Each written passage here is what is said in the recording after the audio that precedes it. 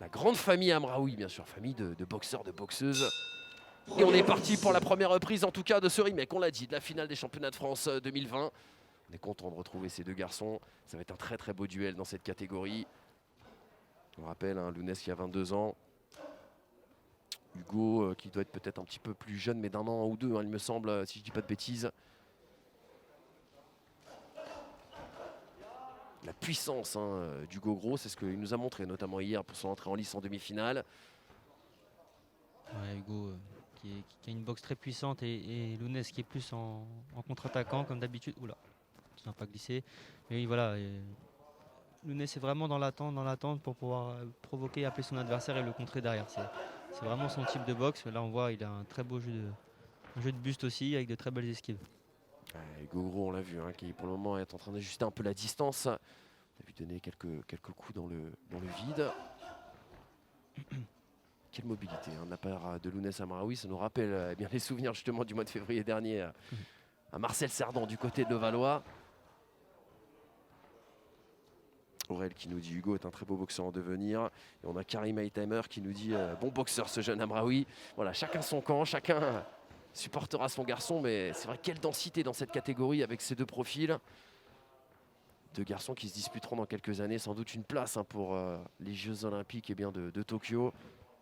Ouais, c'est ça. Et puis bon, ce sont deux boxeurs qui se connaissent très bien puisqu'ils s'entraînent souvent au pôle lors de stages. Donc ils se connaissent par cœur. Hein, donc c'est pour ça qu'ils sont beaucoup aussi dans l'attente parce qu'ils savent comment ils vont réagir. Donc ils essayent de trouver la bonne solution. Et on imagine qu'au sein du groupe France, d'avoir deux garçons comme ça dans cette catégorie, ça doit créer une sorte d'émulation aussi, hein, ça va les tirer vers le haut. Ouais, c'est sûr, sachant que ce ne sont pas les seuls. Hein. On a surtout Sofiane Oumia dans Oui, cette catégorie c'est vrai. qui est présent. Donc voilà, c'est bien d'avoir d'autres boxeurs pour pouvoir travailler ensemble. Et le fait d'avoir de la concurrence, ça élève le niveau de tout le monde. Ouais, tentative du percute, là vous l'avez vu, hein, d'Hugo Gros.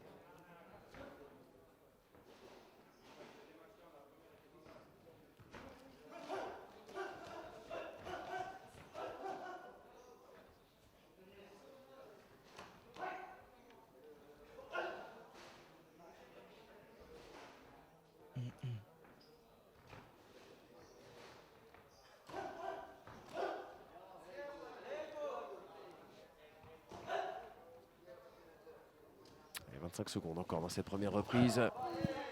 Oui, toujours aussi mobile. Hein. L'arrêt bien sûr d'Emmanuel Bouvet, arbitre de ce combat, directeur de combat. Les 10 dernières secondes de cette reprise. Il y a peut-être l'occasion de faire un petit avantage là, justement, de laisser une bonne impression aux différents juges arbitres autour de ce ring. Mais on a eu du mal à nouveau à trouver bien sûr la distance et à toucher d'un côté comme l'autre. Cette finale elle va être indécise. Là encore, ça va être très très serré sans doute, hein, dans la décision à la fin. Peut-être même un petit peu plus serré au vu de la physionomie de cette première reprise que ce qu'on avait pu voir en finale des championnats de France à Levallois, Elias. C'est exactement ce que j'allais vous dire. Alors là, c'est vraiment serré. Hein. Ça peut se jouer d'un côté comme d'un autre. Mais ça n'a surtout rien à voir par rapport à la finale des championnats de France puisque Lounès avait, c'est vrai, avec son expérience, pris le dessus très rapidement dans le combat. Alors que là, c'est pas du tout le cas. Donc voilà, maintenant, Hugo, du fait qu'il ait déjà boxé Lounès, sait un petit peu comment réagir et ne pas forcément se jeter comme il avait pu le faire lors de la finale. Et Lounès, justement, il est dans l'attente, il sait qu'il est un peu dans... On va dire c'est lui qui a gagné la dernière fois, donc il est un peu plus dans le confort et c'est à Hugo d'aller faire le boulot et d'aller les chercher. Presque un challenger, on pourrait le dire ainsi, en tout cas dans cette finale. Un petit coup d'œil aussi également à vos messages. Sineya qui nous dit très bon coup d'œil ce Amraoui.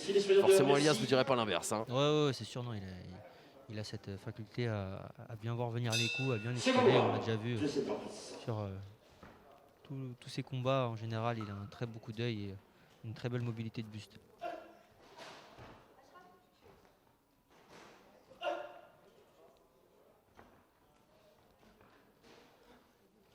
Vous voyez encore cette guerre du pied avant. Hein. Exactement. C'est vraiment de le placer chacun à l'extérieur, limite à se marcher dessus. Oui, presque à se déséquilibrer, il faudrait faire attention.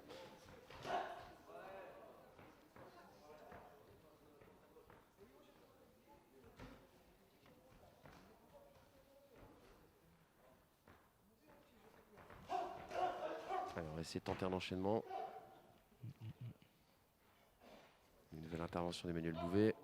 On est un peu dans l'attente, hein, pour l'instant, parce que c'est vrai qu'on n'a pas eu de réel échange bien précis d'un côté comme de l'autre. Hein. Ça se joue vraiment à rien. Est-ce qu'ils vont repousser l'échéance jusqu'à la 3e reprise? Ah, peut-être, pourquoi pas ici.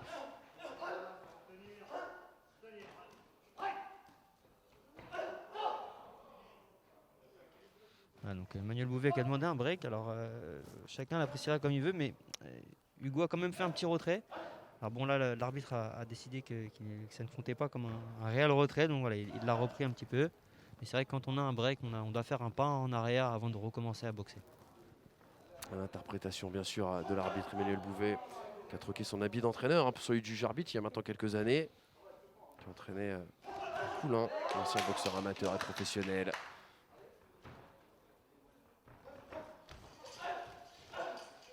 Il essaye d'harceler Hugo, son adversaire. Du mal encore à trouver la brèche.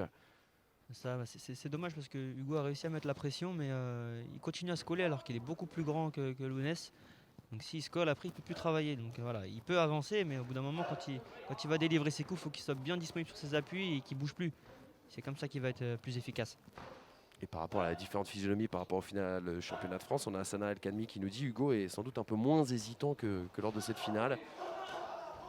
Oui, c'est sûr. Bah, voilà, je ne sais pas si c'était la première fois qu'ils se boxaient lors des championnats de France, mais là, voilà, comme ils sont boxés assez récemment, il sait déjà un peu plus comment s'y prendre. Et c'est vrai qu'il a peut-être un peu moins le stress des finales du championnat de France devant pas mal de monde. Et puis il est chez lui, Hugo Gros, on le disait tout à l'heure.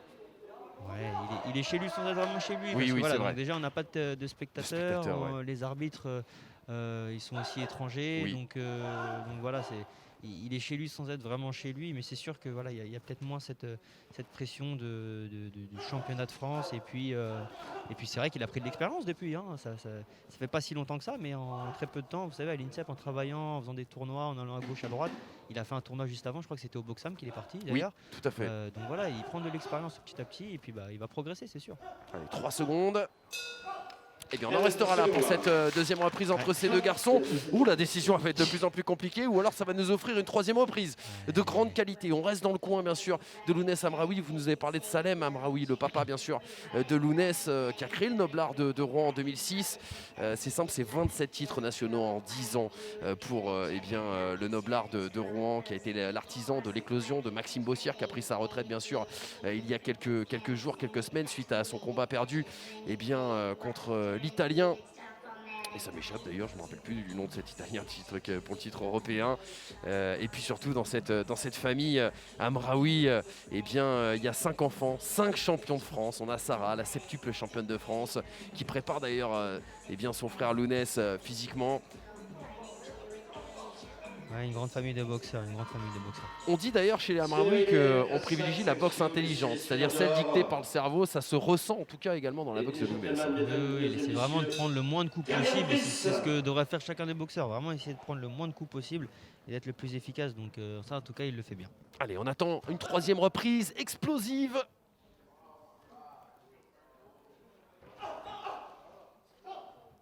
On aimerait presque voir un combat en 6 reprises, 8 reprises, un petit peu plus là. Pour du plaisir, on en veut plus nous. C'est vrai que là pour l'instant aucun des deux boxeurs n'a vraiment réussi à dégager cet avantage net et précis, quoi, on va dire. Donc, on pourrait même avoir tendance à donner la première à l'un et la deuxième à l'autre, hein, et vouloir départager ce combat sur la 3e. Attention, peut-être ici en tout cas, alors que Amraoui est dans les cordes, mais il se défend très très bien.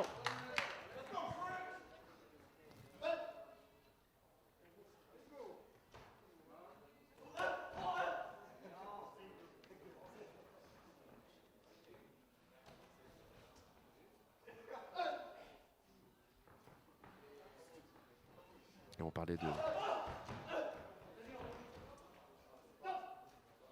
parlait de famille, je vous le disais, c'est vrai que Nicolas, le papa des deux frangins gros, hein, qui a lui monté le box 85, son frère et lui, attention.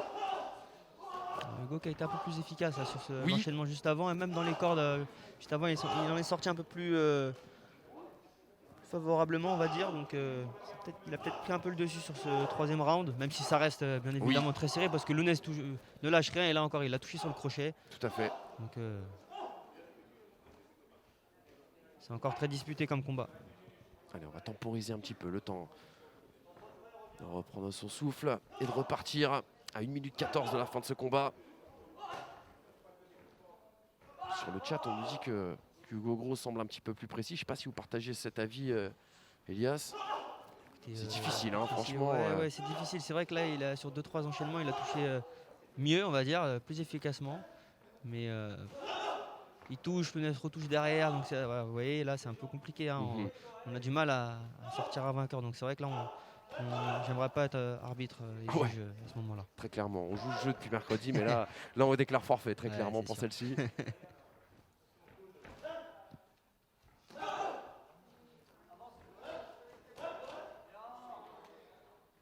En tout cas, c'est un combat très serré, mais c'est un combat qui est quand même beau à regarder. Oh oui.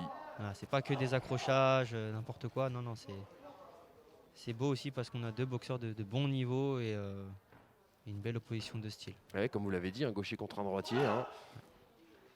Toujours intéressant.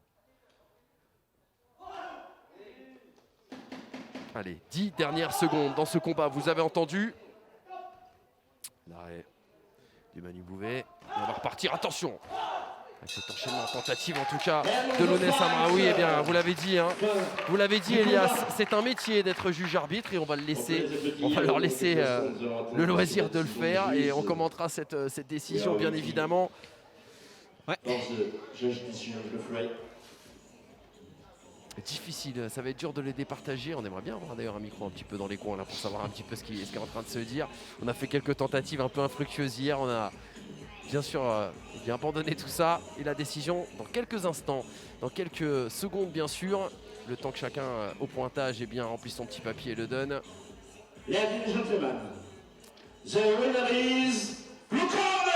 Eh bien, ça sera la revanche d'Hugo Gros dans cette catégorie des moins de 63 kilos. Il avait perdu, on vous l'avait dit, en finale des championnats de France du côté de Levallois. Il l'emporte aujourd'hui pour la première édition du tournoi international Alexis Bastine.